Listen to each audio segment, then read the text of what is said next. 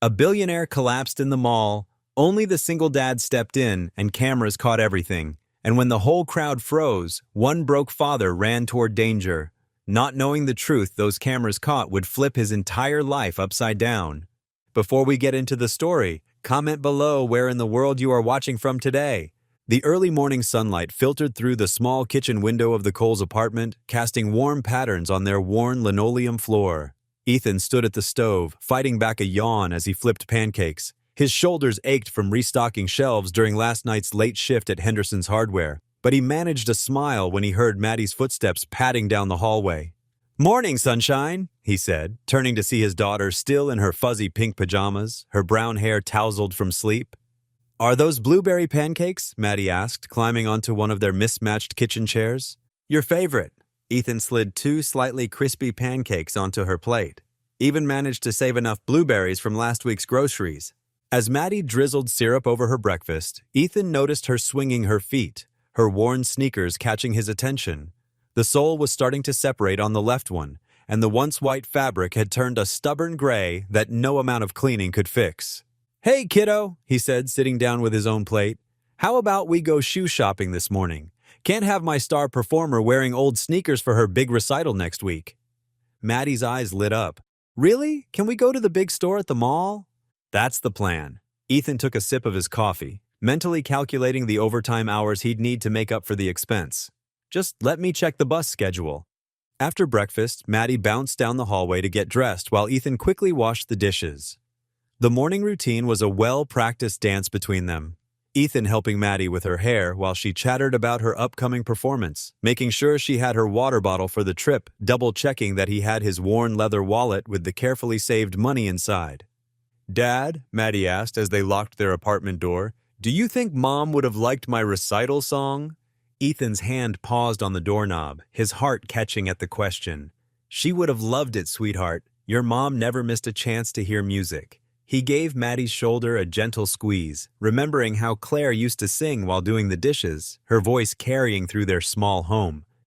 They walked hand in hand down Cedar Street, past the corner grocery where the owner, Mr. Martinez, was already setting up his produce display. He waved at them and Maddie waved back enthusiastically. "Dad, remember when Mom used to buy oranges here and make fresh juice on Sundays?" Maddie swung their joined hands as they walked.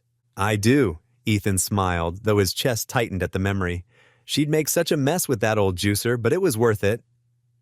They reached the bus stop just as the number 47 pulled up, its brakes squealing slightly. Ethan helped Maddie up the steep steps, dropping their fare into the box while nodding good morning to Ted, the regular morning driver who knew them by name. "Big shopping day?" Ted asked, noting their direction. "New shoes for the recital," Maddie announced proudly. "Well now, that's exciting," Ted replied, pulling away from the curb. "Break a leg, Miss Maddie, but not until after you get the new shoes." The bus wasn't crowded this early on a Saturday, and they found seats near the middle. As they rode, Ethan watched the town wake up around them. The coffee shop on Main Street was already busy, people in business suits grabbing their morning drinks. A young mother pushed a stroller past the library, which wouldn't open for another hour. The familiar sights of Willow Creek rolled by, each one holding memories of Claire. "What kind of shoes do you want to look for?" Ethan asked, partly to distract himself from thoughts of how Claire would have loved this morning adventure. "Something sparkly," Maddie said decisively. "Sarah has shoes that light up when she dances, but I think sparkles are more grown up." Ethan chuckled. "Sparkles it is then." The bus turned into the mall parking lot, already dotted with cars despite the early hour. Through the windows, they could see the regular morning walkers doing their laps inside, taking advantage of the climate-controlled space before the shops opened. "Look, there's Mrs. Peterson," Maddie pointed out one of the walkers as they got off the bus. "She always gives me candy after church." They entered through the main doors, the cool air conditioning a stark contrast to the warming morning outside. The mall's routine was familiar. Seniors in tracksuits power walking past shuttered storefronts, maintenance staff polishing floors, the smell of cinnamon rolls wafting from the food court where early bird workers were preparing for the day. Ethan checked his watch. "We have about 10 minutes before the department store opens. Want to walk around a bit?" They strolled past the fountain in the center court, where Maddie stopped to watch the water dance. The morning light streamed through the skylights, creating rainbow patterns in the spray. "Dad?" Maddie's voice was thoughtful as she watched the water. Do you think we could get ice cream after we find shoes? Like that time when Mom took me shopping and we had secret sundaes for lunch? Ethan's hand went to his wallet automatically, feeling its thinness. But looking at Maddie's hopeful face, backlit by the morning sun, he couldn't say no. We'll see how the shoe shopping goes first, okay? They made their way to the department store entrance, joining a small group of people waiting for the gates to roll up. Maddie bounced on her toes, making her old shoes flash their worn soles. Almost time, Ethan said, checking his watch again. He felt a flutter of anxiety about the prices they might find, but pushed it aside. This was for Maddie's recital, and he'd figure out the rest later. The gates began to rise with a mechanical hum, and the small crowd moved forward. As they stepped into the store, Ethan noticed a distinguished-looking man in casual clothes entering the mall through a side door, his presence somehow both commanding and deliberately understated. But Ethan's attention quickly returned to Maddie, who was already pulling him toward the shoe department's glittering displays.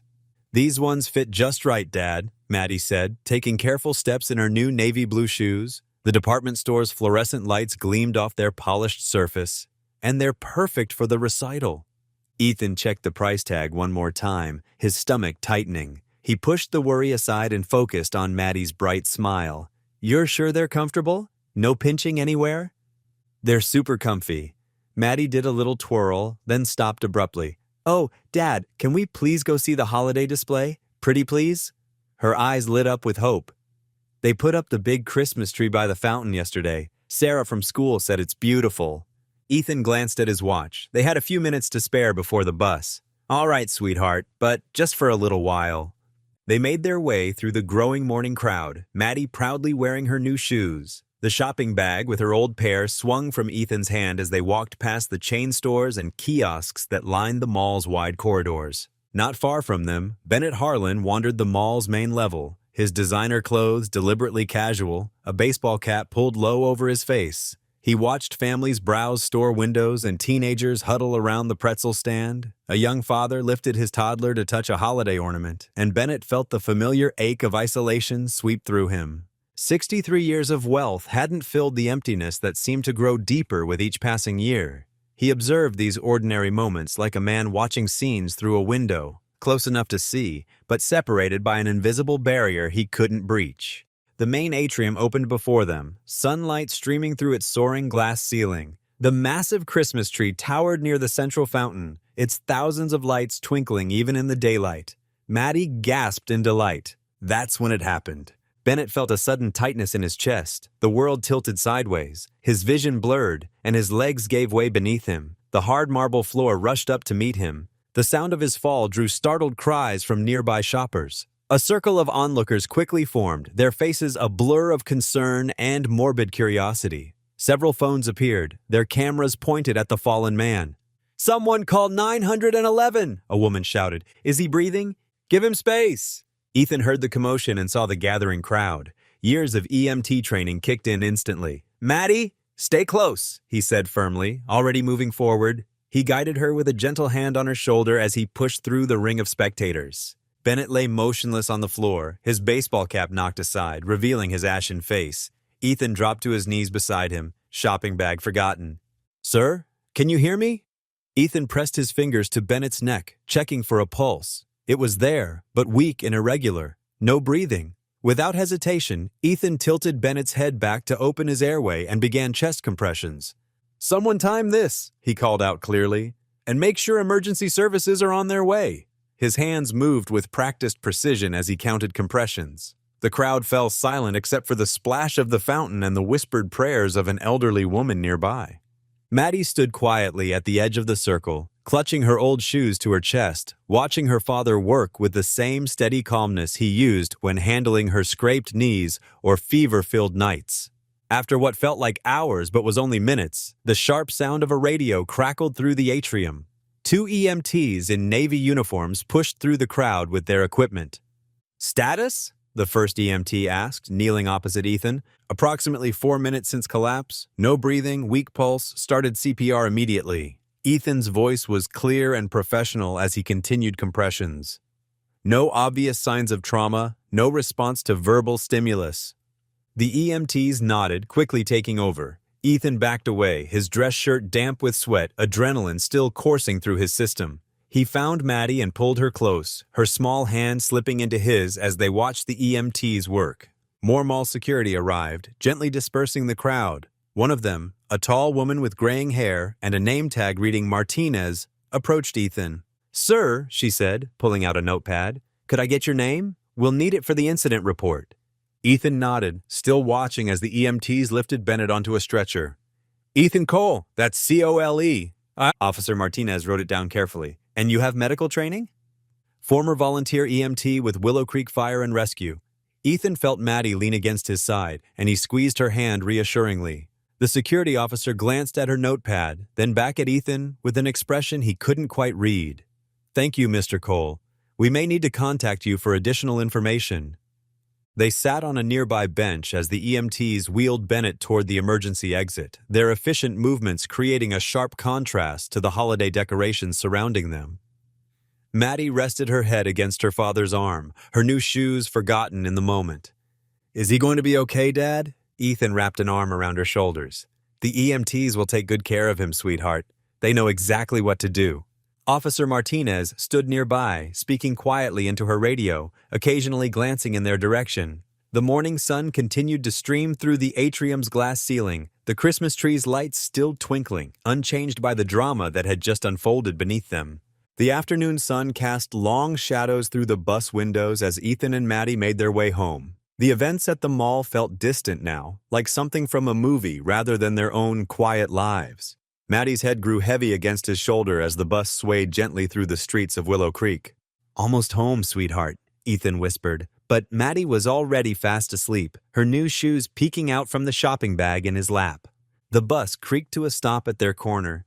Ethan gathered their things and carefully lifted Maddie into his arms, her weight familiar and precious. She stirred slightly but didn't wake, her breath warm against his neck as he carried her the short distance to their apartment building. Their third-floor walk-up was never easy, but today the stairs seemed especially long. Ethan's muscles ached from the morning's CPR, a reminder of how long it had been since his EMT days. He shifted Maddie gently as he fished for his keys, managing to open the door without waking her. Their apartment welcomed them with the familiar smell of old wood and the lingering scent of morning coffee. Ethan laid Maddie on her bed, carefully removing her shoes. She curled onto her side, still in her clothes, and he covered her with the purple blanket she loved so much. Back in the living room, Ethan sank into their worn armchair and reached for the remote. He needed to check the weather for tomorrow's shift at the hardware store. The TV flickered to life, and his breath caught in his throat. There he was, kneeling on the mall floor, performing CPR. The footage was shaky, clearly taken on someone's phone, but the image was unmistakable. A news anchor's voice spoke over the video.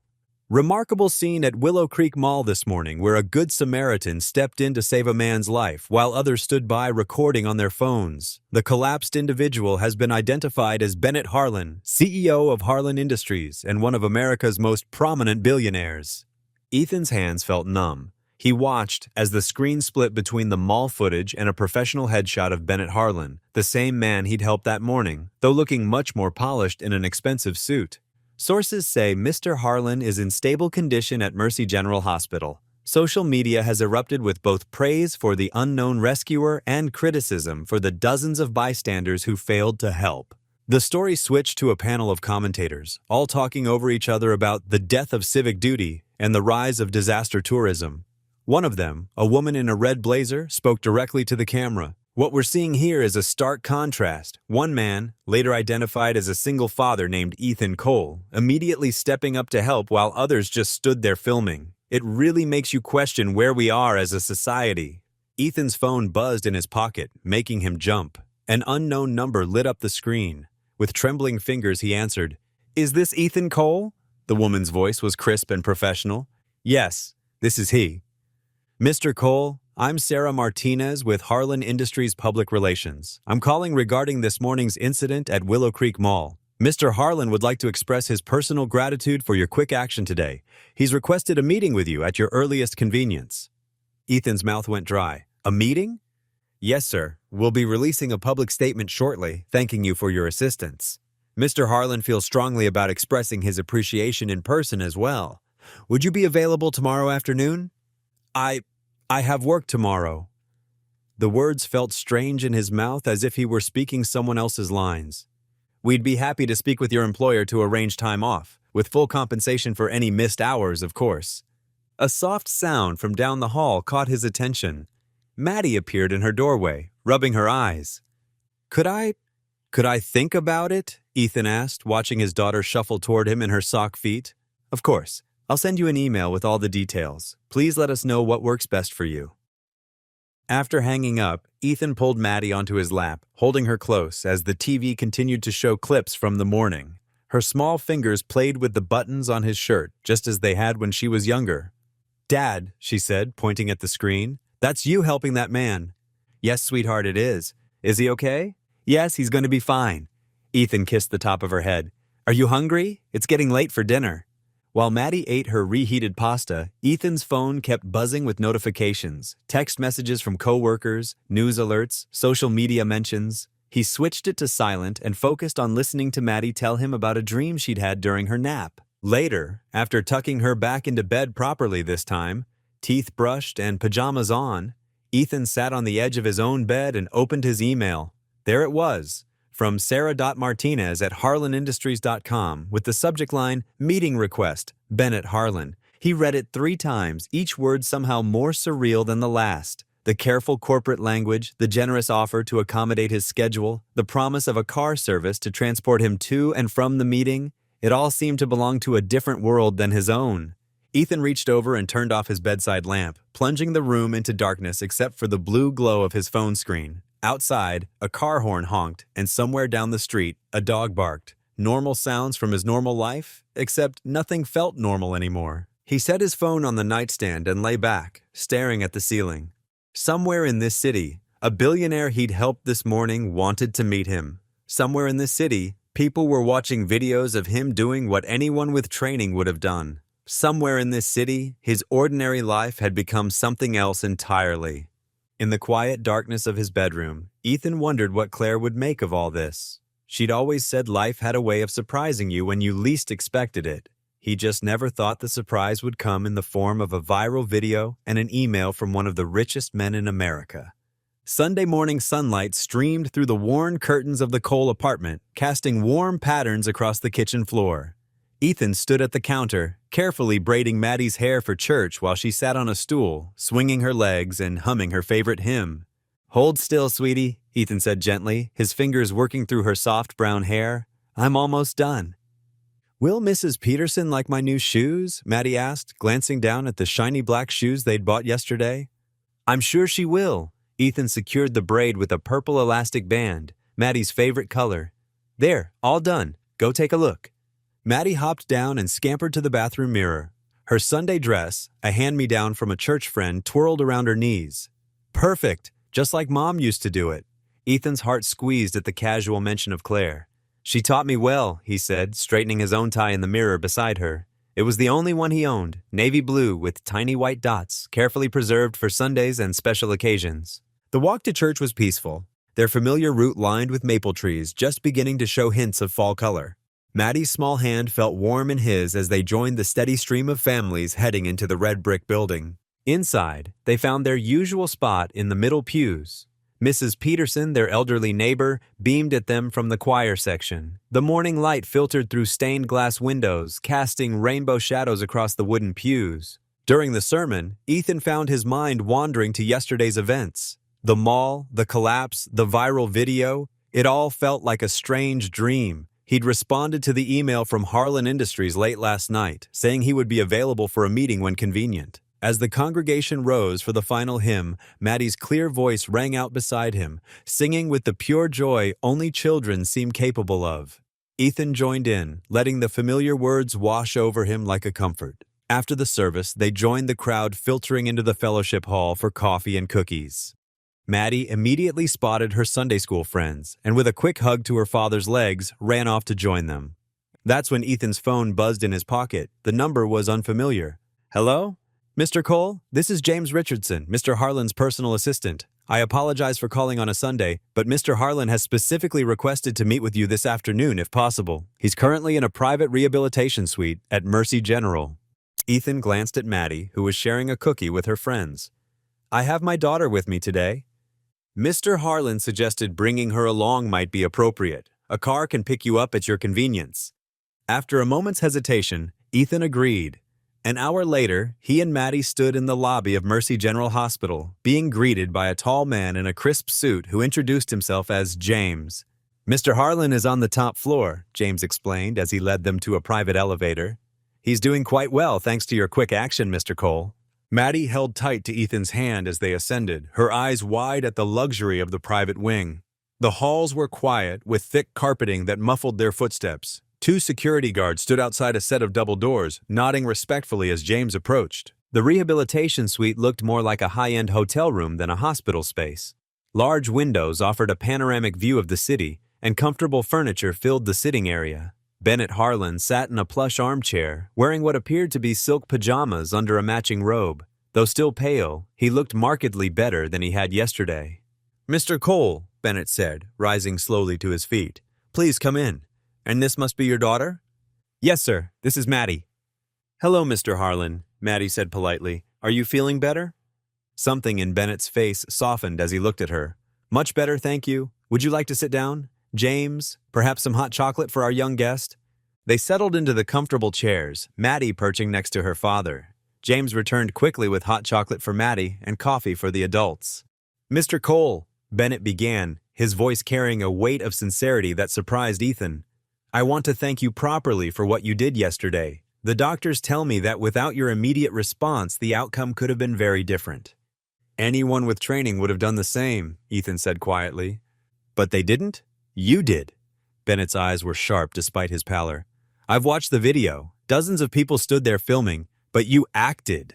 That means something." Maddie sipped her hot chocolate, leaving a small chocolate mustache that made Bennett smile unexpectedly. "Tell me, Maddie," Bennett said, "what grade are you in?" "Third grade," she answered. "I like school, especially music class. We're having a recital soon." "Are you now?" Bennett's expression grew thoughtful. He turned back to Ethan. "Mr. Cole, I believe in acknowledging actions that matter. You saved my life yesterday, and while I know you didn't do it expecting anything in return, I'd like to offer something meaningful." He paused, glancing at Maddie again. "I'd like to establish an educational trust for your daughter. Full funding for her entire education, private school if you wish, college, even graduate school, if that's her path." Ethan felt the room tilt slightly.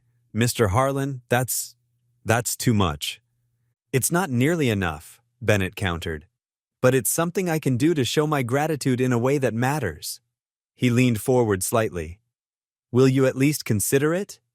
Ethan looked at Maddie, who was watching them both with curious eyes, still sipping her hot chocolate. The weight of all his worries about her future, the college fund that barely existed, the opportunities he couldn't provide, pressed against his chest. I'll need to think about it," he managed. Bennett nodded, seemingly satisfied. "Of course. Take all the time you need. James will provide you with the details." As they prepared to leave, Maddie turned back to Bennett. "I hope you feel better soon, Mr. Harlan. Maybe you can come to my recital when you're all better?" Bennett's face registered surprise, then something that looked almost like pleasure. "I'd like that very much, Maddie." In the elevator, Maddie held Ethan's hand and hummed her recital song. His mind was spinning with possibilities he'd never dared to consider before. The security team escorted them through the lobby and out to the waiting car. As they walked toward the vehicle, Ethan's heart felt lighter than it had in years. The afternoon sun was warm on his face, and Maddie's hand was secure in his. He didn't notice when a man in a gray coat brushed past him in the parking lot, nor did he feel the weight of the envelope being slipped into his jacket pocket. The bus ride home from the hospital felt surreal. Ethan's mind kept replaying Bennett Harlan's words about funding Maddie's education, while his daughter chattered excitedly about the nice man with the sad eyes. The afternoon sun cast long shadows across their living room as they finally stepped inside their modest apartment. "How about we heat up some of that chicken casserole from Thursday?" Ethan suggested, shrugging off his coat and hanging it by the door. "Can I have extra cheese on mine?" Maddie asked, already heading to her room to change out of her church clothes. "Sure thing, sweetheart." Ethan smiled, though his thoughts were elsewhere. The whole day felt like a dream. First the meeting with one of the country's wealthiest men, then that incredible offer that could change Maddie's future. In the kitchen, Ethan moved on autopilot, pulling out the glass container of leftover casserole and setting the oven to warm. The familiar motions helped ground him after such an extraordinary afternoon. He could hear Maddie humming in her room, probably organizing her stuffed animals as she always did before dinner. They ate quietly at their small kitchen table, the only sounds the soft clink of forks against plates and the distant hum of traffic outside their window. Maddie yawned between bites, the excitement of the day finally catching up with her. "Ready for bed, kiddo?" Ethan asked as she pushed her empty plate away. "You've had quite a big day." "Will you read me a story?" Maddie asked, rubbing her eyes. "Of course." Ethan helped her through her bedtime routine, reading 2 chapters of her favorite book before tucking her in. He kissed her forehead, breathing in the familiar scent of her strawberry shampoo. "Sweet dreams, Maddie." Once he was sure she was asleep, Ethan returned to the living room. His coat still hung by the door, and something made him pause. He hadn't checked his pockets since the hospital. Running his hand along the inside pocket, his fingers brushed against something unexpected, an envelope he definitely hadn't put there himself. Sitting down at the kitchen table, Ethan examined the plain white envelope. His name was written across the front in unfamiliar handwriting. Inside, he found several pages of delicate stationery, slightly yellowed with age. His heart nearly stopped when he recognized the handwriting. Claire's. The letter was dated 5 years ago, almost 2 years before her death. Ethan's hands trembled as he began to read. "My dearest Ethan, there's something I've needed to tell you for so long, but I've never found the right moment. Maybe there isn't one. During college, before we met, I worked for the Harlan family as a summer maid in their main estate. Something happened there, something that changed me. I've carried this weight for years, wanting to share it but never finding the courage." Ethan had to pause, his vision blurring. Claire had never mentioned working for the Harlans. In 7 years of marriage, how had this never come up? The letter continued, hinting at some painful event. But Claire's words danced around the details, as if even in writing she couldn't bring herself to be explicit. He got up from the table, moving quietly to their storage closet. Inside were several boxes of Claire's things he'd never been able to bring himself to sort through after her death. Now he pulled them out one by one until he found what he was looking for, her old journals. Back at the kitchen table, Ethan began carefully looking through them. Claire had always been an avid writer, documenting their life together and her thoughts. But as he flipped through the pages, he noticed gaps, entire sections carefully removed, leaving only the ragged edges behind. The missing pages centered around the dates she would have worked for the Harlans. His mind raced. What had happened during Claire's time with the Harlan family? Why had she kept it secret? And who had slipped this letter into his pocket today? The kitchen clock ticked past midnight as Ethan sat there rereading the letter for perhaps the 10th time. He was so absorbed that he didn't hear the soft padding of feet until Maddie's voice startled him. "Daddy?" He looked up to find her standing in her pink pajamas, her stuffed rabbit clutched tight against her chest, her face scrunched with concern as she studied his expression. "Hey, sweetie, what are you doing up?" "I had to get water." She moved closer, placing her small hand on his arm. "Are you okay? You look sad." Ethan carefully folded the letter and drew Maddie into a hug. "I'm just missing your mom tonight, that's all." Monday morning sunlight filtered through the dusty blinds of their apartment as Ethan called his manager at the hardware store. His hands felt clammy as he explained he needed a personal day. To his relief, his boss was understanding. After all, Ethan's face had been all over the local news.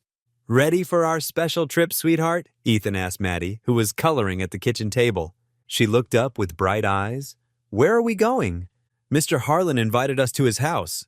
Ethan tried to sound cheerful, though his stomach churned with uncertainty. The mysterious letter from Claire weighed heavily in his jacket pocket. The drive to Bennett's estate took them out of their familiar neighborhood, past increasingly larger homes, until they turned onto a private road lined with ancient oak trees. Maddie pressed her face against the car window, her eyes wide as saucers. "It looks like a castle!" she exclaimed as the mansion came into view. The house was indeed imposing, a sprawling stone structure with manicured gardens stretching in every direction. A uniformed staff member met them at the circular driveway, directing Ethan where to park his weathered sedan among the gleaming luxury cars. Bennett's assistant Sarah greeted them at the massive front door. "Mr. Harlan is waiting in the conservatory," she said with a polite smile. "Right this way."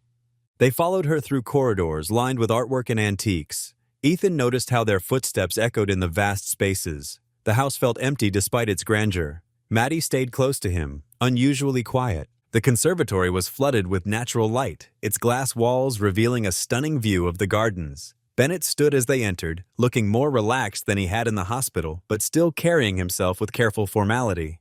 "Welcome," he said, his voice warm but measured. "I'm glad you could come." He gestured to a seating area where tea and cookies had been arranged. Maddie's eyes lit up at the sight of the treats, but she waited for her father's permission before taking one. Bennett noticed this and smiled, a genuine expression that softened his stern features. "I have something you might enjoy seeing," Bennett said to Maddie. "Would you like to visit my greenhouse? I grow orchids." Maddie looked to Ethan, who nodded his approval.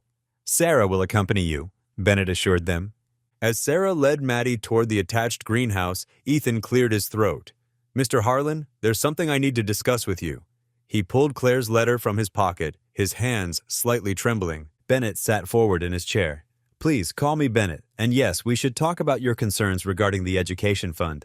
"It's not about that," Ethan interrupted gently. He unfolded the letter. "This was delivered to me yesterday.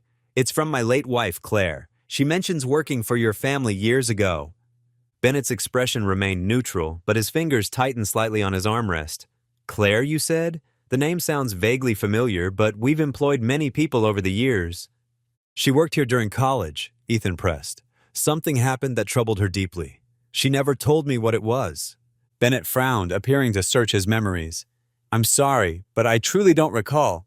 "Look at all the pretty flowers."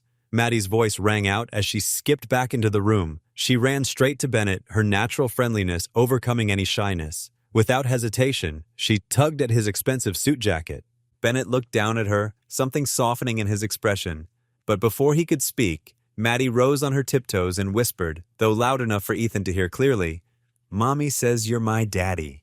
The world seemed to stop. Ethan felt as though all the air had been sucked from the room. His vision tunneled, focused only on his daughter's innocent face and Bennett's rapidly paling complexion. Bennett's hands began to shake visibly. The teacup he held clattered against its saucer as he set it down. His face drained of all color, making him look as ill as he had during his collapse at the mall. The silence that followed was deafening. Ethan's mind raced through memories. Claire's evasiveness about certain parts of her past, the missing journal pages, this man's wealth and position, the timing. No, it couldn't be true. It couldn't. Sarah stood frozen in the doorway, her professional composure cracking as she witnessed the scene unfolding before her. Ethan moved on instinct, crossing the room in 3 quick strides. He gently took Maddie's hand, his touch firm but careful. "We need to go, sweetheart," he said, his voice surprisingly steady despite the chaos in his mind. "But Daddy," Maddie started to protest. "Now, please," Ethan said softly but firmly. He couldn't look at Bennett, couldn't process the implications of what had just happened. Not here, not now.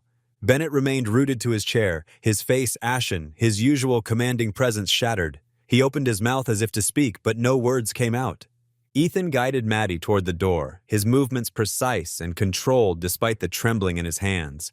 She looked back over her shoulder, confusion clear on her face.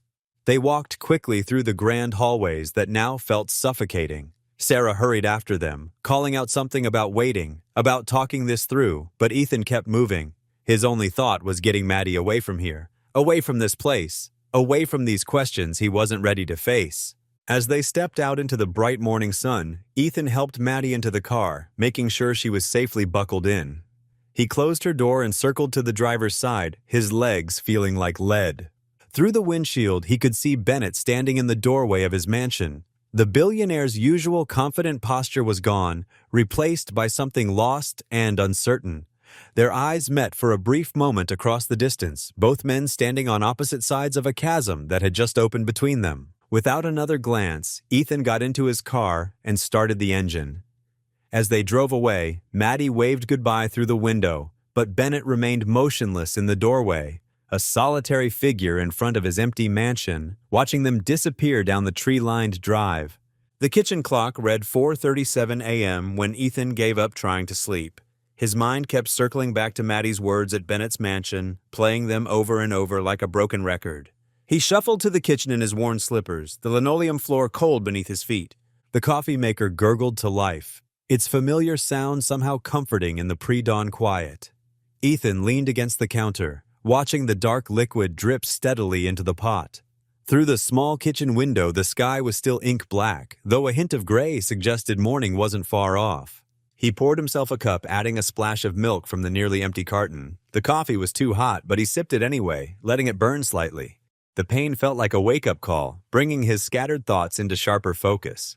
Claire's old journals sat in a cardboard box on the kitchen table where he'd left them last night. He'd read through some of them after putting Maddie to bed, but exhaustion had overtaken him before he could finish. Now, with several hours before Maddie would wake up for school, he had time to dig deeper. Settling into a kitchen chair, Ethan pulled the first journal from the box. It was bound in faded blue fabric, the corners worn smooth from handling. Claire's neat handwriting filled the pages, detailing her college years. He skimmed through entries about classes, friendships, and her dreams of becoming a teacher. Then, halfway through the journal, he found it, the first mention of her job at the Harlan estate. His hands trembled slightly as he read, "Started my new position today. The house is enormous, like something from a movie. Mrs. Peterson, the head housekeeper, seems strict but fair. The pay is better than any other part-time job I could find, and I need the money for next semester's books." Ethan took another sip of coffee, now cooled to drinking temperature. The next few entries described Claire's daily routine, arriving early to help prepare breakfast, tidying the library, running errands for various family members. Nothing seemed unusual until he reached an entry from 3 months into her employment. "He noticed me today, actually spoke to me directly instead of through Mrs. Peterson. I was reorganizing books in the library when he came in. He thanked me for finding an old volume he'd been looking for. His eyes were kind despite what everyone says about him, but there's something else there too, something that makes me nervous."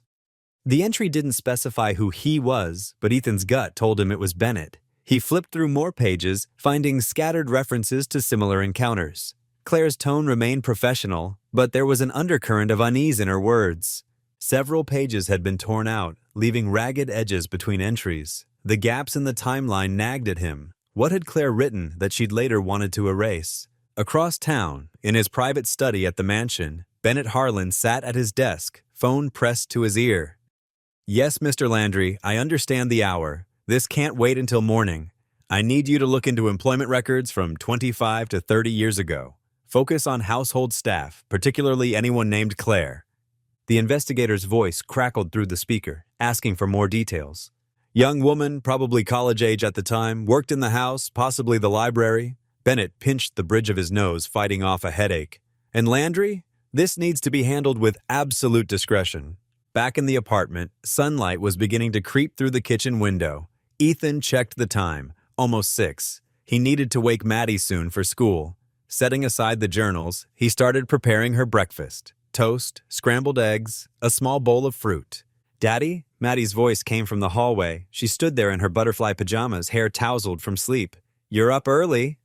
"Morning, sweetheart." He forced a smile. "Ready for some breakfast?" She climbed onto her chair, watching him with those observant eyes that sometimes seemed too wise for her 8 years. "Are you sad?" "No, honey, just thinking." "About what Mr. Bennett said." Ethan cracked eggs into the pan with more force than necessary. "Let's focus on getting you ready for school, okay?" The morning routine helped ground him, making Maddie's lunch, helping her pick out clothes, braiding her hair the way Claire had taught him. By the time they walked to the bus stop, he'd almost convinced himself everything was normal. After seeing Maddie off to school, Ethan called in sick to work. He couldn't face stocking shelves and helping customers today. Not when he needed answers. He spent the morning methodically working through the remaining journals. Claire's writing became more guarded over time, with more missing pages and vague references. Then he found it, the entry that made his blood run cold. It was dated just before Claire left her position at the Harlan estate. "I can't stay here anymore, not after what happened. He helped me once, more than I could have hoped for. But I've seen how much power he has, how he uses it. It frightens me. The way he looks at me sometimes, like he owns everything and everyone around him. I should be grateful, I know that. But instead, I'm—" The entry stopped abruptly, the next page is torn out. Ethan stared at the unfinished sentence until the words blurred. What had Bennett done? Had he helped Claire or hurt her? And most importantly, could Maddie's whispered words possibly be true? The front door opened, startling him. He'd lost track of time. It was already afternoon. Maddie burst in, her backpack bouncing. "Daddy, we learned about butterflies today." She stopped short when she saw the journals spread across the table. "What are those?" Just some of Mom's old books. He started gathering them up. How about a snack? But Maddie stood there, her face serious. You look worried, like yesterday at Mr. Bennett's house. I'm fine, sweetie, really. She didn't look convinced, but didn't press further. That evening, after tucking Maddie into bed with her favorite stuffed rabbit, Ethan returned to the kitchen. He picked up the journal with the unfinished entry, reading it one more time. Claire's words seemed to echo with new meaning. More than I could have hoped for. How much power he has. The way he looks at me. The torn pages felt like missing puzzle pieces, their absence speaking louder than words. What had Claire been trying to tell him? What had she been trying to hide? The hardware store's fluorescent lights buzzed overhead as Ethan restocked shelves in aisle 3. His movements were mechanical, his mind elsewhere. The weight of Claire's journals and their missing pages pressed heavily on his thoughts. Every customer's face seemed to blur together as he moved through his morning duties. Can someone help me find cabinet hinges? The deep voice was familiar, too familiar. Ethan turned slowly to find Bennett Harlan standing in the aisle, looking distinctly out of place in his tailored coat. The billionaire's presence amid paint cans and power tools felt surreal, like a movie scene that didn't quite make sense. Mr. Harlan, Ethan's voice was steady but guarded. I didn't expect to see you here. Bennett's fingers drummed nervously against his leg. I hoped we could talk, somewhere quiet, if possible. Ethan glanced at his watch. I'm working. I know. I'm sorry for coming unannounced. Bennett's usual commanding presence seemed muted. But after yesterday, we need to discuss the situation like rational adults. A customer passed by with a cart, and both men stepped closer to the shelves, lowering their voices. There's nothing to discuss, Ethan said firmly. Maddie was confused. She's 8. Kids say things. Do they? Bennett's gray eyes fixed on Ethan. Because I've been up all night thinking about it, about Claire. There was something familiar about her name, but I couldn't place it. Now I can't stop wondering. Ethan straightened a row of screwdrivers, trying to maintain his composure. Look, Mr. Harlan. Bennett, please.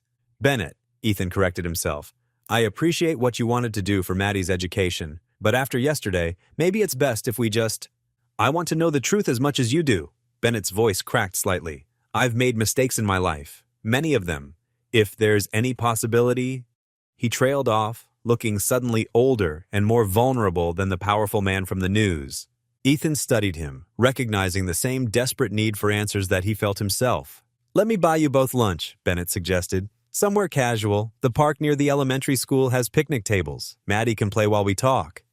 The mention of his daughter made Ethan tense. I don't know if that's a good idea. Please. The words sounded foreign coming from someone like Bennett. I'm not trying to disrupt your lives. I need to understand. After a long moment, Ethan nodded. My lunch break is at noon. We can pick up Maddie from school. Relief flooded Bennett's face. Thank you. The park was quiet when they arrived, most families still at work or school. Bennett had arranged for simple sandwiches and drinks from a local deli. Maddie ran straight for the swings, her backpack bouncing behind her. Be careful, sweetheart, Ethan called after her. The two men sat at a weathered picnic table, the food between them untouched. A gentle breeze stirred the leaves overhead. I hired someone to look into employee records from 20 years ago, Bennett said, watching Maddie pump her legs on the swing. But most files from that period were lost in a server crash. Claire's journals mention working for a wealthy family during college, Ethan replied. But pages are missing. She never told me details. Bennett's shoulders slumped. I wasn't always a good person back then. Success came early and it changed me, made me arrogant, careless with people's feelings. What are you saying? I'm saying I don't remember specific interactions from that time. There were always people around, staff, assistants, temporary workers. He rubbed his temples. But if I hurt Claire somehow, if I caused her pain... Daddy! Bennett! Watch this! Maddie called from the swings. Both men turned automatically at her voice. She jumped from the swing at its height, landing with the fearless grace of childhood. Their shared instinct to protect her hung in the air between them. She has Claire's smile, Bennett said quietly. I noticed it yesterday, but couldn't place why it seemed familiar. Ethan unwrapped his sandwich but didn't eat it. She does. They watched as Maddie moved to the monkey bars, her determined expression matching her mother's when faced with a challenge. I'm not trying to take her from you, Bennett said suddenly. You need to know that. You're her father in every way that matters. But you think there might be a chance. I don't know what to think. Bennett's usual polish cracked further. I'm 63 years old. I never had children, never married. I told myself it was because I was too focused on business, but really, he paused. I was afraid of becoming my father. The admission hung between them as the afternoon sun began its slow descent. Maddie had made friends with another little girl, their laughter carrying across the playground. She has a way with people, Ethan observed, like Claire did. Bennett nodded. She's special. You've done an amazing job raising her. I try, Ethan's voice roughened. Some days are harder than others. Let me help, Bennett said softly. Not just with money, but maybe we could spend more time together, all of us, until we figure this out? Before Ethan could respond, Maddie ran up to their table, cheeks flushed from playing. Can Bennett push me on the swings? The two men exchanged glances. If he wants to, Ethan said carefully. I'd be honored, Bennett replied, standing up. Ethan watched as his daughter led the billionaire to the swings, chattering about her day at school. Bennett listened intently, as if her stories about spelling tests and recess games were fascinating business proposals. The sun dipped lower, painting the sky in soft oranges and pinks. Maddie's small hand slipped naturally into Bennett's as they walked back from the swings. The sight made Ethan's chest tighten. Not with jealousy exactly, but with something more complicated. She trusted so easily, so completely, just like her mother had. Ethan watched them approach, trying to reconcile the stern businessman he'd seen on TV with this gentler version who let an 8-year-old girl lead him around a playground. Whatever the truth was about the past, about Claire's secrets, and Bennett's possible connection to their lives, Ethan knew things would never be quite the same after today. The morning sun cast long shadows across the sidewalk as Ethan walked Maddie to school. Her pink backpack bounced with each step, and she hummed a tune from her upcoming recital. Remember, Mrs. Peterson is picking you up for practice today, Ethan reminded her. I know, Daddy. Maddie squeezed his hand. Are you going to see Bennett again? Ethan's steps faltered slightly. Yes, sweetheart, we need to talk about some grown-up things. At the school entrance, Maddie hugged him tight. I like him, she whispered before running off to join her friends. The cafe was quiet, tucked away on a side street. Bennett sat at a corner table, a manila folder beside his untouched coffee. His usual sharp business attire seemed softer somehow, more approachable. Thank you for meeting me, Bennett said as Ethan slid into the seat across from him. The waitress brought Ethan's coffee, and they waited until she moved away before speaking again. My investigator, Mr. Landry, found something interesting. Bennett opened the folder carefully.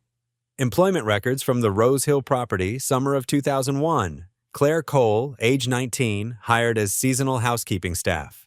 Ethan's hands tightened around his coffee cup. Rose Hill? One of our family estates about an hour outside the city. I rarely went there after my father passed. Bennett's voice grew distant. Too many memories. Claire's journal mentioned a grand house with rose gardens. Ethan reached into his messenger bag and pulled out a worn leather journal. She wrote about the flowers, how peaceful it was early in the morning before anyone else was awake. Bennett leaned forward, his eyes fixed on the familiar handwriting. May I? Ethan hesitated, then passed the journal across the table. Bennett handled it with unexpected gentleness, as if holding something precious. The roses here are unlike anything I've seen, Bennett read aloud. Mr. Harlan's son visited today. He seemed sad despite his fancy clothes and important meetings. I wish I could tell him that money doesn't fix everything, but who am I to give advice to a billionaire? He looked up at Ethan. This was during a dark time in my life. My father had just died, and I was angry at the world. There's more, Ethan said quietly, but pages are missing after that entry. Bennett closed the journal carefully. Would you be willing to come back to the estate with me? There might be more records in storage, photos perhaps. The cafe had begun to fill with the late morning crowd. Their corner felt like an island of quiet amid the growing noise. Okay, Ethan agreed, but I need to pick up Maddie first. Of course. She's welcome to explore the greenhouse again. It's been nice having a child's laughter in that house. An hour later, they pulled up to the iron gates of Bennett's estate. Maddie pressed her face against the car window, eyes wide at the sprawling grounds. Can I see the flowers again? She asked as they walked up the stone path. Bennett's face softened. The gardener just planted new orchids. Would you like to help water them? Maddie bounced with excitement, and Bennett led them through the house to the greenhouse. Sunlight streamed through the glass walls, creating rainbow patterns on the stone floor. The air was warm and sweet with the scent of blooming flowers. "Maria will help you with the watering can," Bennett told Maddie, introducing her to the kind-faced gardener. "Your father and I will be in the study if you need anything." The study was a stark contrast to the greenhouse's warmth. Dark wood paneling and leather-bound books lined the walls. Bennett moved to a filing cabinet tucked in the corner. "These are the personal records I kept after the server crash," he explained, pulling out a drawer. "Photos, correspondence, anything that seemed important." They spread the papers across his desk. Old photographs showed the Rose Hill estate in its prime. Staff gathered on the front steps for yearly pictures. In one, partially hidden behind other workers, stood a young woman with familiar, gentle eyes. "Claire," Ethan breathed. Bennett picked up the photo with trembling hands. "I remember this day, August 2001, the annual staff photo before the summer employees left." He paused. "I was there, but I stayed inside. I couldn't face people then." Through the study window, they could hear Maddie's delighted laughter floating up from the greenhouse. Bennett walked to the window, watching her help Maria arrange potted plants. "She brings life to this place," he said softly. "I never realized how empty it was." Ethan joined him at the window. Claire had that gift too. She could make anywhere feel like home. They stood in comfortable silence, watching Maddie work. The afternoon light painted everything in warm gold, softening the mansion's imposing edges. "Ethan," Bennett's voice was hesitant, "there's something I need to ask you." "The DNA test?" Ethan had been expecting this. Bennett nodded. "Not for any legal reasons. I have more money than I could spend in 10 lifetimes, but—" He struggled to find the words. "I need to know if there's any possibility that Claire and I understand." Ethan's voice was steady despite his racing heart. "I want to know too, for Maddie's sake." "You'll always be her father," Bennett assured him quickly. "Nothing could change that. The way she looks at you, trusts you, that's worth more than any DNA test." Below them, Maddie was showing Maria her recital dance moves, twirling among the flowers. Her joy was infectious, and both men found themselves smiling. "Okay," Ethan said finally. "We'll do the test, but we do this carefully, professionally, and we wait to tell Maddie anything until we know for sure." Bennett's relief was visible. "I'll arrange everything through my private physician. Discreet, comfortable for everyone." He hesitated. "Thank you, Ethan, for being willing to even consider this." The sun was setting as they prepared to leave, painting the greenhouse in shades of amber and rose. Maddie had dirt on her uniform and a bright smile on her face. She hugged Bennett goodbye as naturally as if she'd known him forever. In the car, Ethan watched the mansion shrink in his rearview mirror. His heart was heavy with anxiety about what the test might reveal. But seeing Maddie's peaceful face in the back seat, he knew they'd made the right decision. Whatever the truth was, they would face it together. The waiting room at Willow Creek Medical Center felt too small for the weight of the moment. Maddie sat between Ethan and Bennett, swinging her legs and humming softly while flipping through a children's magazine. The early morning light filtered through frosted windows, casting a soft glow on the pale blue walls. "It'll just be a quick cheek swab, honey," Ethan explained, touching Maddie's shoulder gently. "Like we talked about." Bennett sat stiffly in his chair, his usual commanding presence diminished by the sterile medical environment. He wore casual clothes today, a simple sweater and khakis, but still managed to look out of place among the worn waiting room furniture. "Mr. Harlan?" a nurse called from the doorway. "We're ready for you first."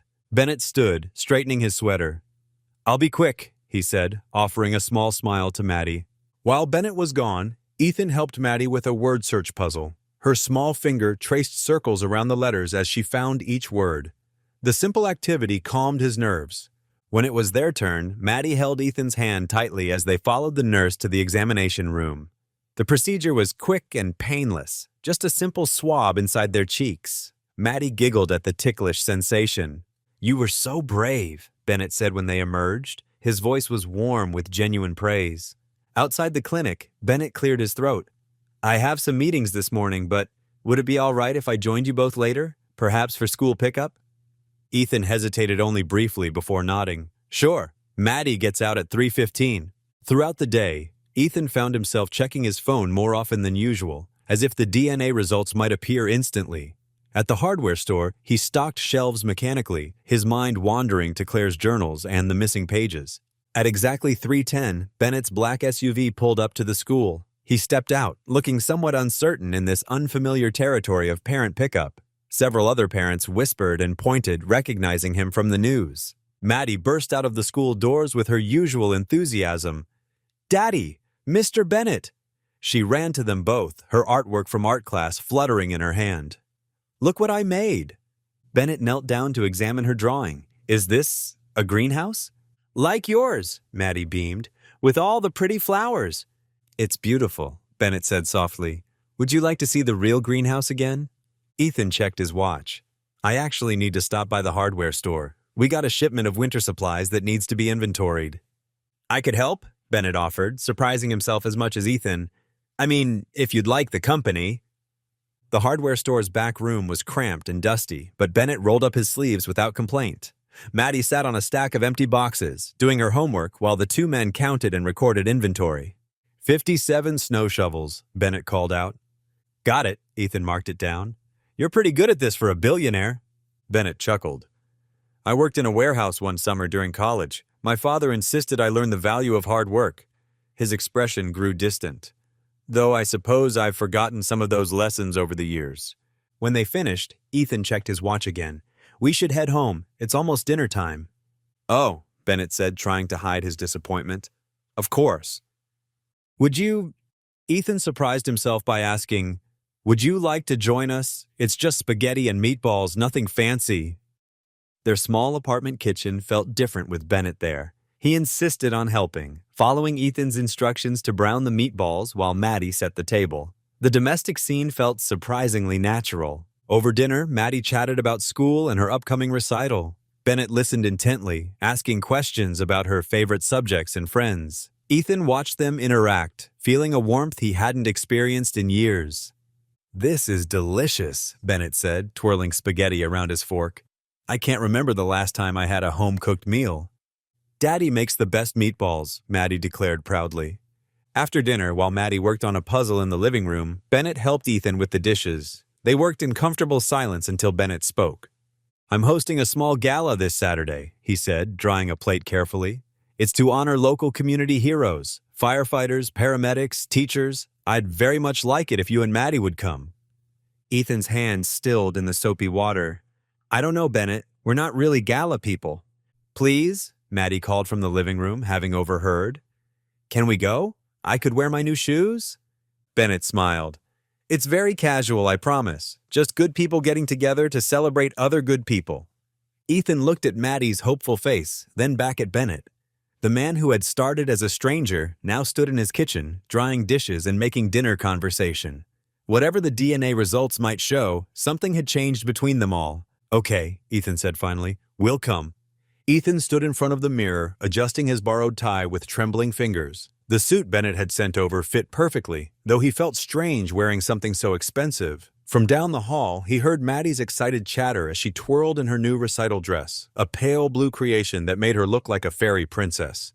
"Daddy, look!" Maddie burst into his room, her dress floating around her like a cloud. "Do I look pretty?"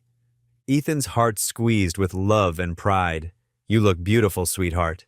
He knelt to adjust the ribbon in her hair, remembering how Claire used to do this before special occasions. "Just like your mom." A gentle knock at their apartment door announced Bennett's driver. Maddie skipped to answer it, while Ethan grabbed their coats. The black town car waited below, its sleek surface reflecting the evening streetlights. "Your chariot awaits, Miss Maddie," the driver said with a warm smile, opening the door for them. During the ride, Maddie pressed her nose against the window, watching the city transform from their familiar neighborhood to the glittering downtown area. Ethan sat quietly, his phone buzzing with a message from Bennett's assistant. The DNA results had arrived. The gala venue was a historic hotel, its marble columns and crystal chandeliers creating an atmosphere of timeless elegance. Bennett waited for them at the entrance, looking distinguished in his tuxedo, despite the lingering pallor from his recent collapse. "There's my favorite pianist," Bennett said, his eyes crinkling as Maddie ran to hug him. He nodded at Ethan, holding up an envelope. "The results came. Should we?" They found a quiet corner away from the growing crowd. Ethan's hands shook as he opened the envelope, but as he read the contents, an unexpected wave of relief washed over him. "She's not biologically mine," Bennett finished, his own relief evident. "But you know what? It doesn't change how I feel about either of you." Before they could discuss further, the event coordinator ushered them toward the main ballroom. Bennett took the stage, his presence commanding immediate attention from the assembled guests. "Tonight, we're here to celebrate everyday heroes," Bennett began, his voice strong and clear. "But we're also here to celebrate the power of unexpected connections. Ethan Cole not only saved my life last week, but he and his daughter Maddie have taught me about the true meaning of family." The crowd listened intently as Bennett continued. "That's why I'm announcing the establishment of the Maddie Cole Scholarship Fund, which will provide full educational support to children of single parents in our community." Applause filled the room. Ethan felt tears prick his eyes as Maddie squeezed his hand, beaming with pride. Then it was Maddie's turn to perform. She walked to the grand piano with perfect poise, her dress shimmering under the spotlight. The room fell silent as her small fingers touched the keys, and the first notes of Clair de Lune filled the air. Ethan watched in amazement as his daughter played flawlessly, her face serene with concentration. Bennett stood beside him, and Ethan noticed the older man discreetly wiping his eyes. When Maddie finished, the applause was thunderous, and she curtsied just as she'd practiced. The three of them gathered near the refreshment table afterward, sharing proud smiles and quiet laughter. Maddie had just taken a bite of chocolate cake when Bennett suddenly grabbed the edge of the table, his face ashen. "Bennett!" Ethan reached for him instinctively, but Bennett's legs gave out. He crumpled to the floor, unconscious.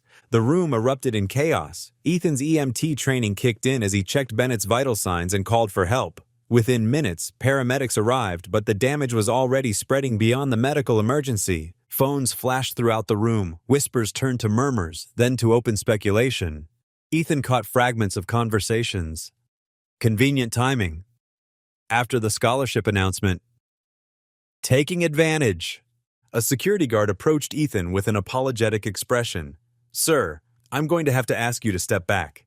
As Bennett was rushed to the ambulance, Ethan's phone buzzed again. This time it was his manager at the hardware store. "In light of recent allegations, you're suspended pending investigation." Maddie clutched his hand, her earlier joy replaced by confusion and fear. "Daddy, what's happening?"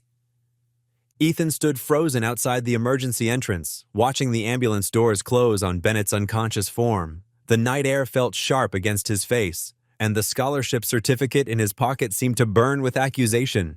Around him, reporters began to gather, their cameras flashing like lightning in a storm that was only beginning to break. He held Maddie close, shielding her from the cameras as the ambulance pulled away with its sirens wailing into the night. The same security guard who had escorted them out now stood between them and the growing crowd of reporters, but Ethan could still hear their questions cutting through the chaos. "Mr. Cole, did you plan this from the beginning? Was the scholarship announcement part of your scheme? How long have you been manipulating Mr. Harlan?" Ethan remained rooted to the spot, his borrowed suit suddenly feeling like a costume in a play gone horribly wrong. The perfect evening had shattered in moments, leaving him standing in the harsh glare of suspicion and accusation, while inside the hospital, doctors fought to save the life of the man who had become, against all odds, like family. The first rays of Sunday morning crept through the apartment windows, casting long shadows across the worn carpet. Ethan hadn't moved from the kitchen table all night, his coffee gone cold beside him. His phone buzzed again, the 20th call from an unknown number since midnight. He silenced it without looking. In her room, Maddie stirred restlessly on her bed, still wearing yesterday's clothes. She hadn't wanted to change after they'd rushed home from the hospital. Ethan watched her from the doorway, his heart aching at how small and vulnerable she looked. "Daddy?" Maddie's voice was thick with sleep. "Is Mr. Bennett going to be okay?" Ethan crossed the room and sat on the edge of her bed. "The doctors are taking good care of him, sweetheart." He smoothed her tangled hair. "Try not to worry." A sharp knock at the front door made them both jump.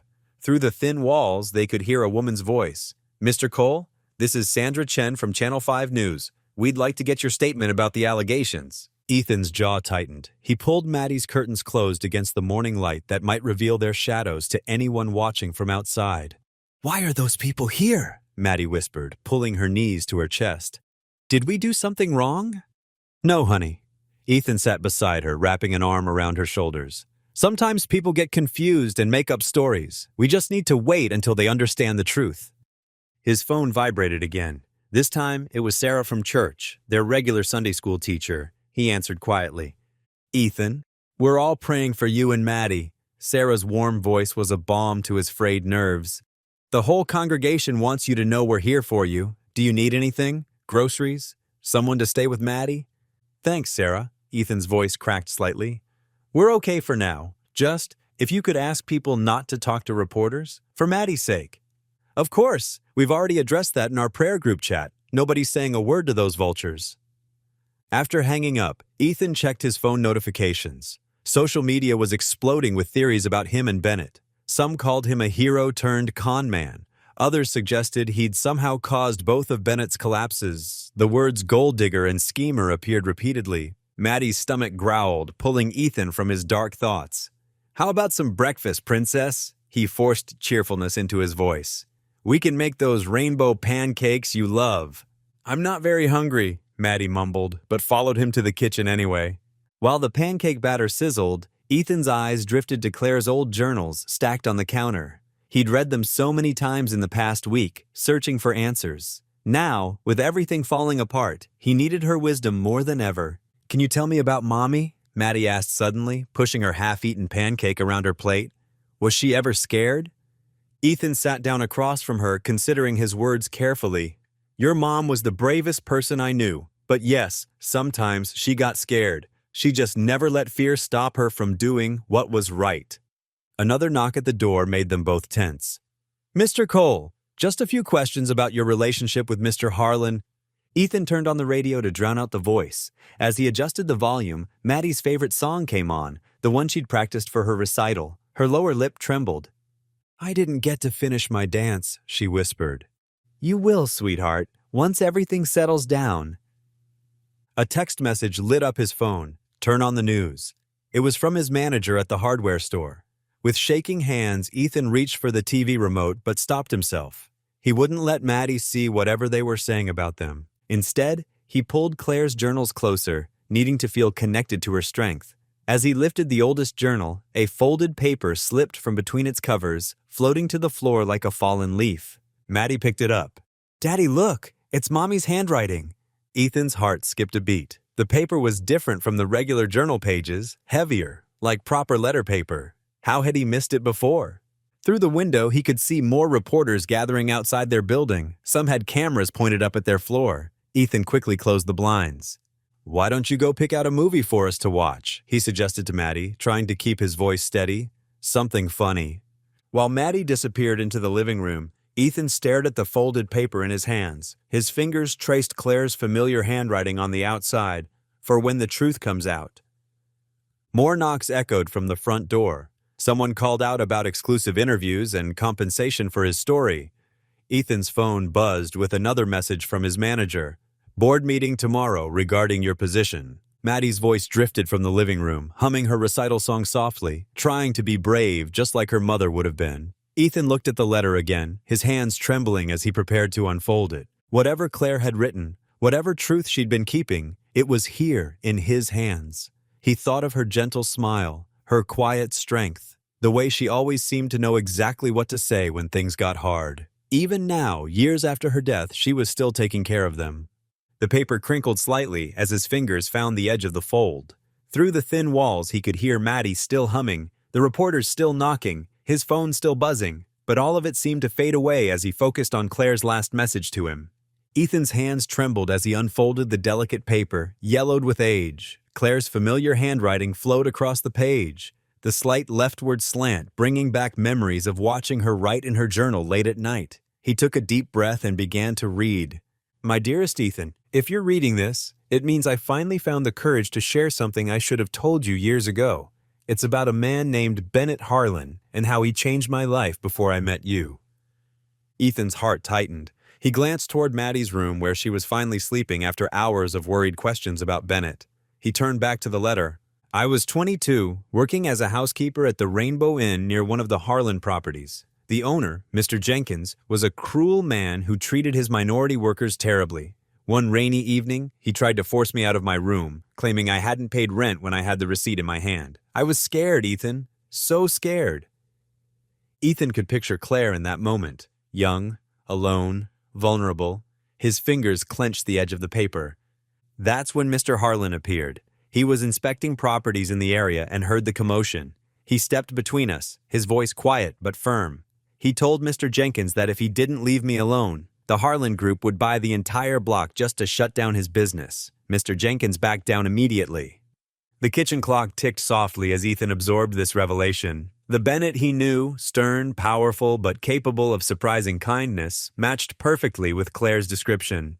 Mr. Harlan made sure I was safe. He helped me find a better job at a different hotel and even offered to pay for my college classes. But his power frightened me, Ethan. The way he could change someone's life with just a few words. I thanked him but decided to make my own way instead. A car passed outside, its headlights sweeping across the kitchen walls. Ethan thought about Bennett's face at the gala just hours ago, how genuine his joy had seemed before everything fell apart.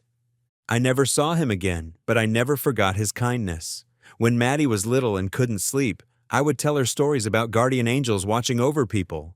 Once, half asleep, I whispered about the powerful man who protected me like a father when I needed help most. Ethan closed his eyes, understanding flowing through him. Maddie, with a child's imagination, must have held on to those whispered words, transforming them in her mind over the years. I should have told you this story long ago, but it felt like something from another life. I never imagined our paths would cross with the Harlans again. Please forgive me for keeping this secret. It wasn't about trust. You've always had all of my heart. Sometimes the past feels safer when it stays in the past. A soft sound made Ethan look up. Maddie stood in her doorway, clutching her stuffed rabbit. "Daddy, are you still sad?" Ethan set down the letter and opened his arms. Maddie climbed into his lap, her small body warm against his chest. "I'm not sad, sweetheart. I just learned something very special about Mommy." Maddie played with the buttons on his shirt. "Is it about Mr. Bennett?" "Yes, it is." Ethan shifted so he could see her face. "Remember the stories Mommy used to tell you about guardian angels?" Maddie nodded, her eyes bright with memory. "Well, a long time ago, before Mommy met me, Mr. Bennett was like a guardian angel for her. He helped her when she was scared and alone." "Like how you helped him at the mall?" Maddie asked. "Exactly like that." Ethan smoothed her hair. "And you know what you said to Mr. Bennett about him being your daddy?" Maddie looked down, suddenly shy. "I remembered Mommy saying something about him being like a daddy when she told me stories. Did I make a mistake?" "No, sweetie." Ethan hugged her closer. "You didn't make a mistake. You just remembered something Mommy said when you were very little about how Mr. Bennett protected her like a father would. But I'm your daddy, and I always will be. And Mr. Bennett can still be our friend?" Ethan thought about Bennett lying in the hospital, about the media circus outside, about all the misunderstandings that had led them here. But he also thought about Bennett's genuine smile when Maddie played in his greenhouse, about his respectful determination to uncover the truth, about the way he'd honored them at the gala, even after learning he wasn't Maddie's biological father. "Yes, sweetheart, Mr. Bennett can still be our friend. Sometimes families come in all different ways, and sometimes friends become like family too." Maddie yawned, snuggling against his chest. "I hope he gets better soon." "Me too, sweetheart." Ethan stood carrying her back to her room. "Me too." He tucked her into bed, making sure her rabbit was properly settled beside her. As he pulled up her covers, Maddie caught his hand. "Daddy, can we visit Mr. Bennett tomorrow?" Ethan leaned down and kissed her forehead. "We'll see what we can do. Right now, you need to sleep. Will you tell me one of Mommy's guardian angel stories?" "Of course." Ethan sat on the edge of her bed and began softly. "Once upon a time, there was a brave young woman who believed in helping others, just like your mommy did."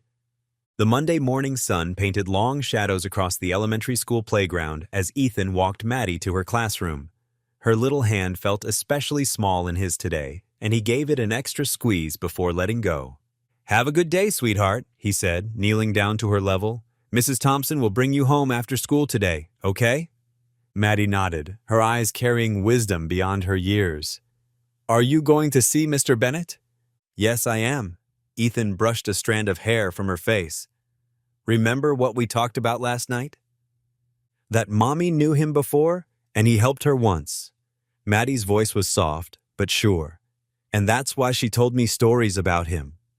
"That's right." Ethan pulled her into a quick hug, breathing in the familiar scent of her strawberry shampoo.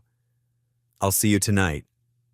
The hospital corridors felt different in the morning light. Gone was the frantic energy of Saturday night's emergency, replaced by the quiet efficiency of routine care. Ethan's footsteps echoed against the polished floors as he made his way to the cardiac unit. Outside Bennett's room, a security guard nodded recognition and stepped aside. The door whispered open, revealing a space filled with gentle beeping and the soft whoosh of oxygen. Bennett lay still, looking smaller somehow, without his usual commanding presence. Various tubes and monitors created a complex web around him, each one tracking vital signs and delivering necessary medications. Ethan settled into the chair beside the bed. The morning sun filtered through vertical blinds, creating stripes of light across the blanket. For a long moment, he simply sat there, watching Bennett's chest rise and fall with mechanical precision. "I found Claire's letter last night," Ethan began softly, his voice barely above a whisper. "She wrote about you, about what happened all those years ago." He pulled the worn paper from his jacket pocket but didn't unfold it. He knew the words by heart now, having read them countless times through the night. "It was 1998. Claire was working as a maid near one of your properties while putting herself through college. Her landlord was giving her trouble, threatening to evict her because—" Ethan's voice caught. "Because of the color of her skin." The monitors beeped steadily as Ethan continued. "You were there that day, visiting your development. You overheard everything, and you stepped in. Bought the building on the spot, fired the landlord, and made sure Claire could stay as long as she needed." Ethan leaned forward, resting his elbows on his knees.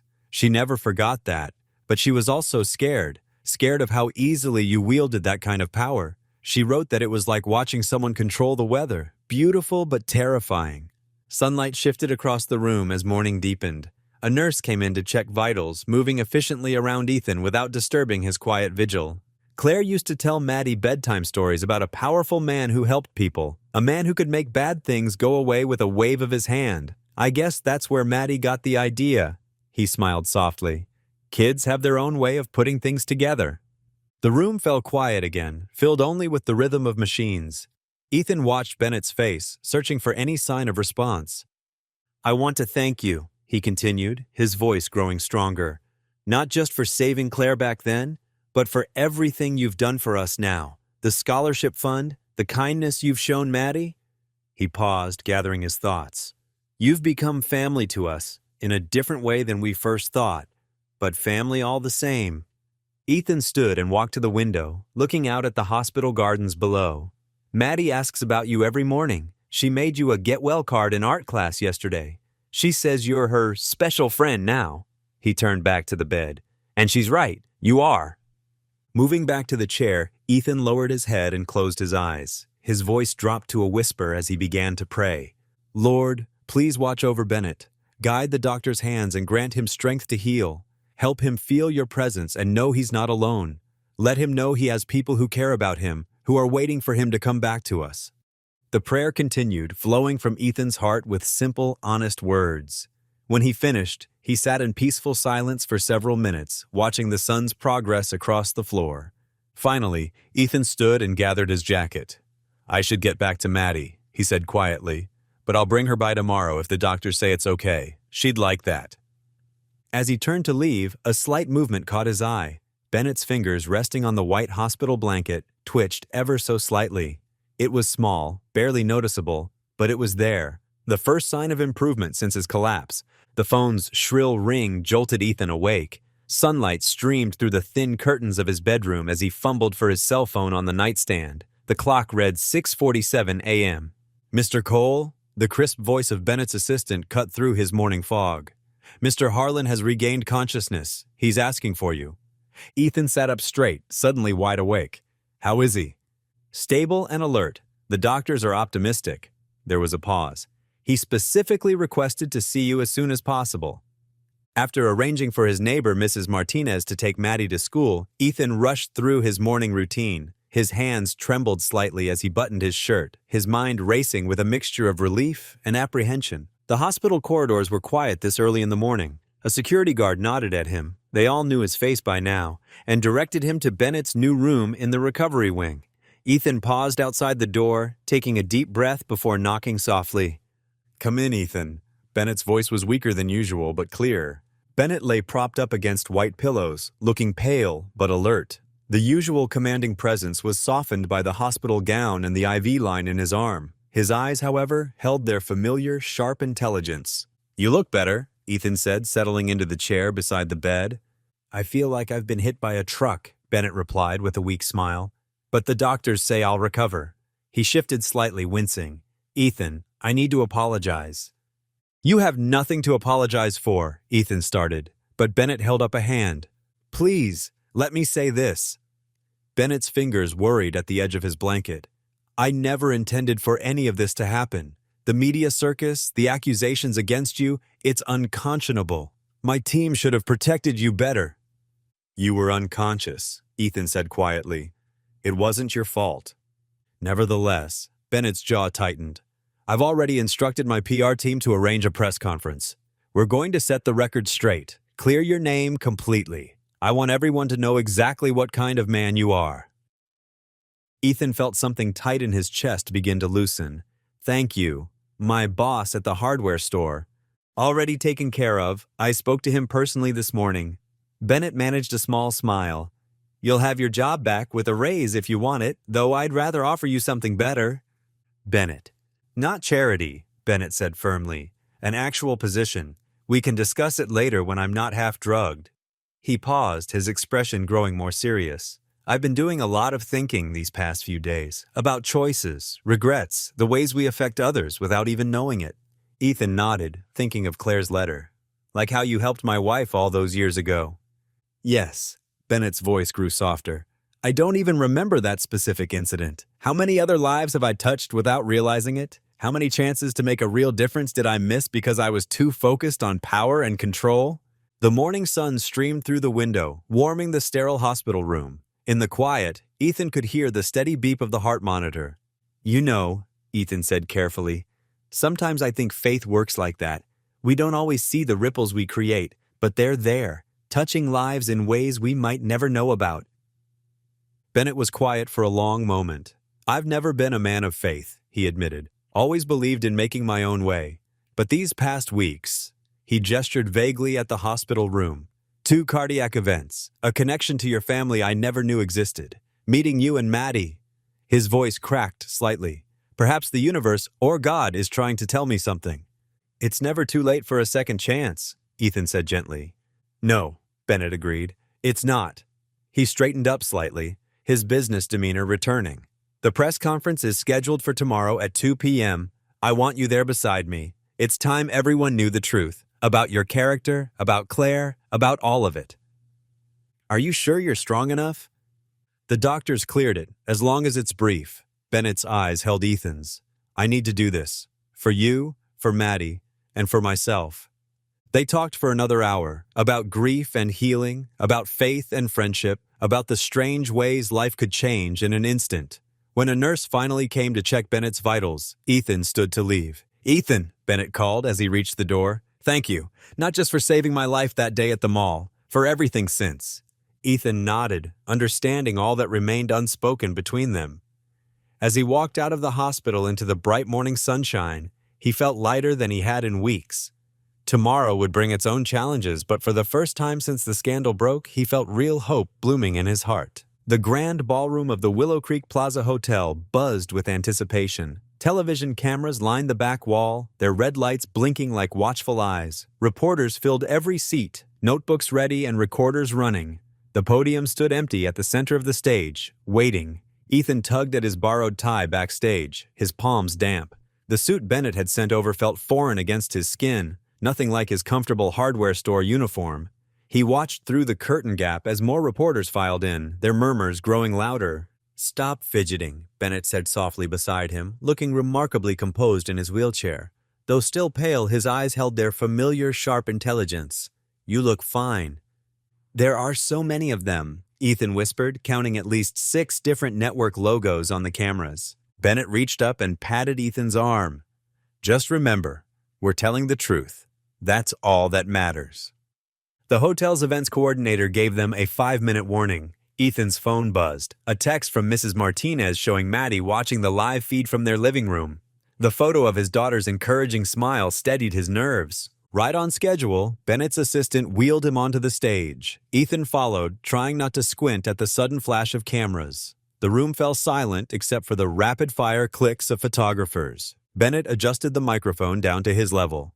"Good afternoon. Thank you all for coming." His voice carried the same authority it always had, wheelchair or not. "I've called this press conference to address the recent allegations surrounding Mr. Ethan Cole and to make an important announcement." Ethan stood straight, just as they'd practiced, keeping his eyes focused on a spot on the back wall. 2 weeks ago, I collapsed at Willow Creek Mall. Mr. Cole saved my life through his quick action and EMT training. Since then, through a series of misunderstandings and speculation, his character has been unjustly attacked. Bennett paused, his gaze sweeping the room. "I am here today to set the record straight." The reporters leaned forward in their seats. Bennett continued, his voice growing stronger. "Ethan Cole is one of the finest men I have ever met. A devoted single father who works multiple shifts to provide for his daughter.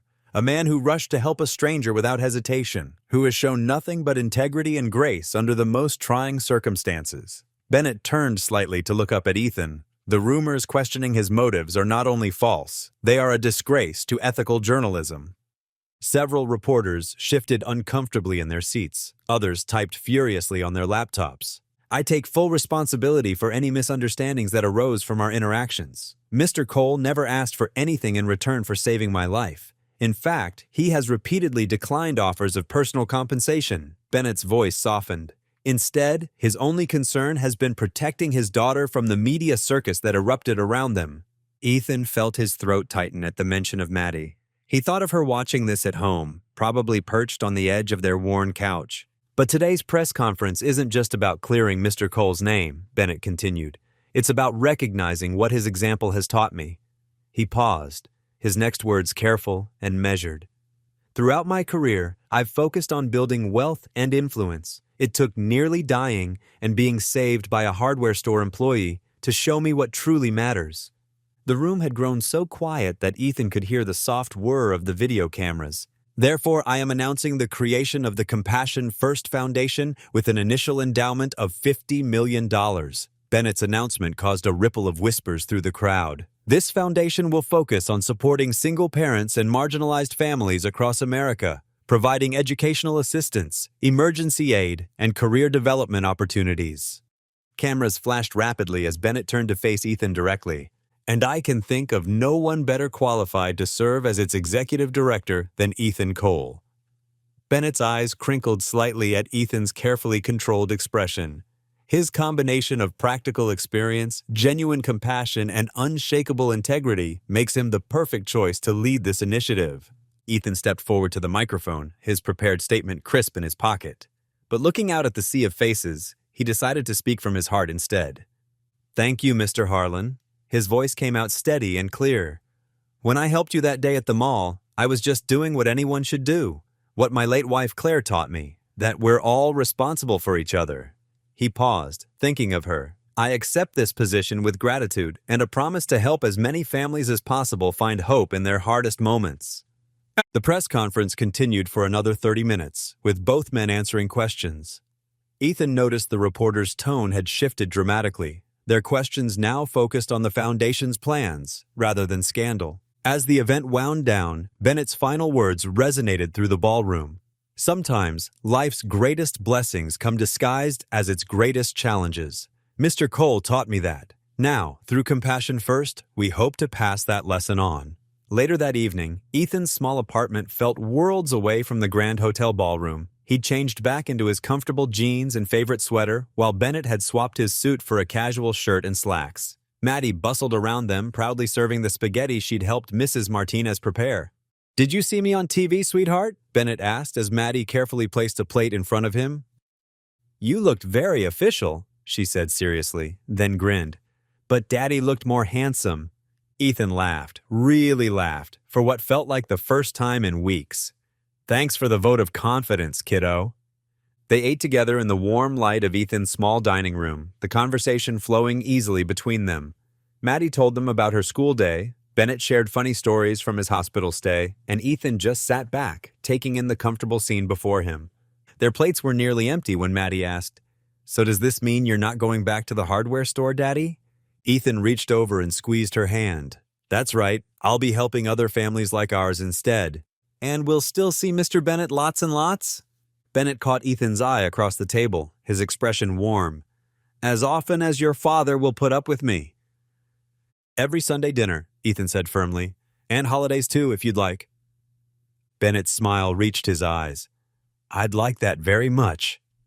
The morning sun streamed through the mall's glass ceiling, casting warm patterns across the polished floor of the main atrium. Where chaos and fear had erupted just weeks ago, now stood rows of white chairs filled with familiar faces from the community. The fountain bubbled peacefully in the background, its gentle sound mixing with the quiet murmur of conversation.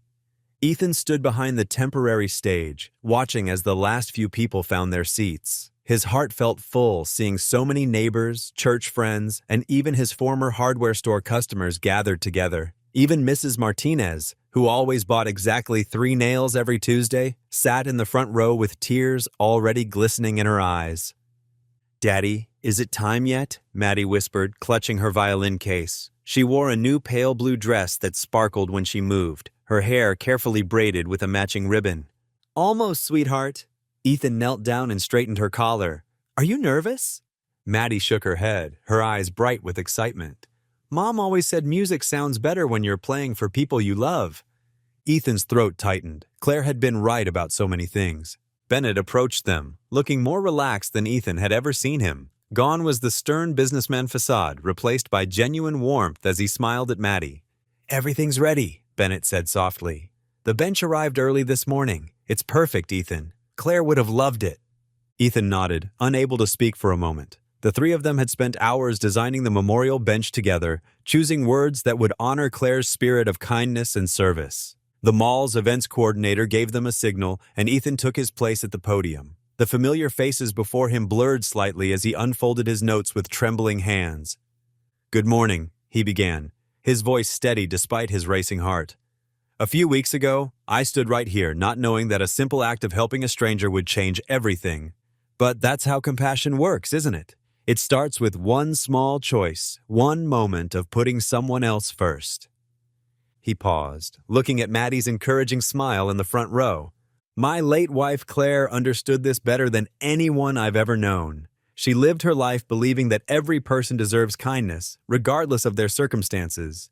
When she worked as a young maid, she experienced both cruelty and unexpected kindness. Those experiences shaped her into someone who always looked for ways to help others. Bennett nodded slightly from his seat, his eyes reflecting understanding.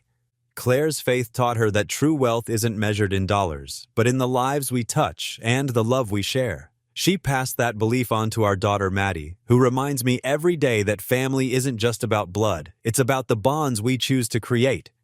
Ethan's voice grew stronger as he continued. That's why Compassion First isn't just another charity.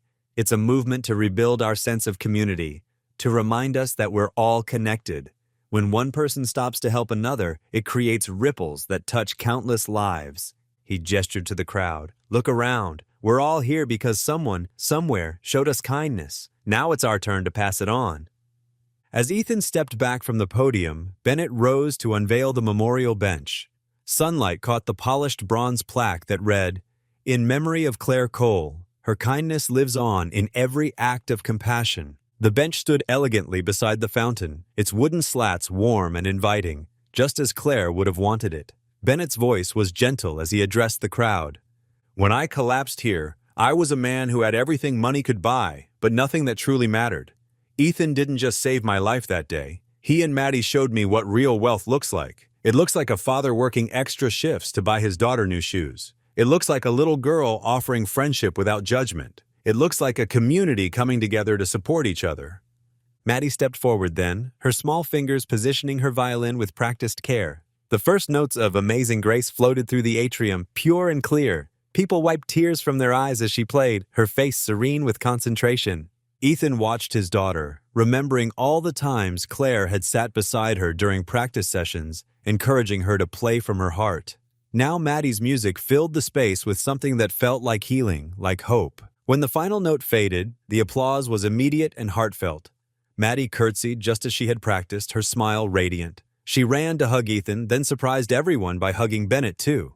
The formal ceremony transitioned into a community gathering with people sharing stories and refreshments. Children played near the fountain while adults chatted on and around the new bench. The mall, usually just a place for shopping, had transformed into something more meaningful, a place where compassion had sparked real change.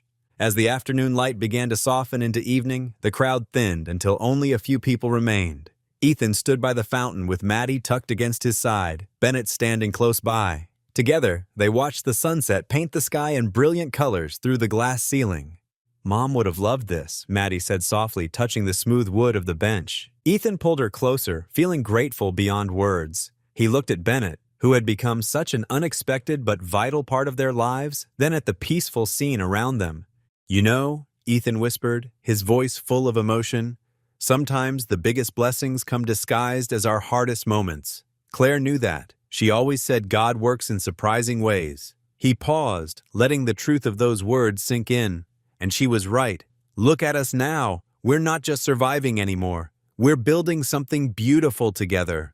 The fountain's gentle splashing seemed to agree, its steady rhythm a reminder that life, like water, always finds a way to flow forward, to create new patterns, to bring unexpected beauty even after the storm. What would you do if you were in their place? Comment your answer below, and let's see how you'd rewrite the ending. If you enjoyed the story of Ethan Cole, I handpicked the next story that you will enjoy. Please don't miss this one. Click here to watch it.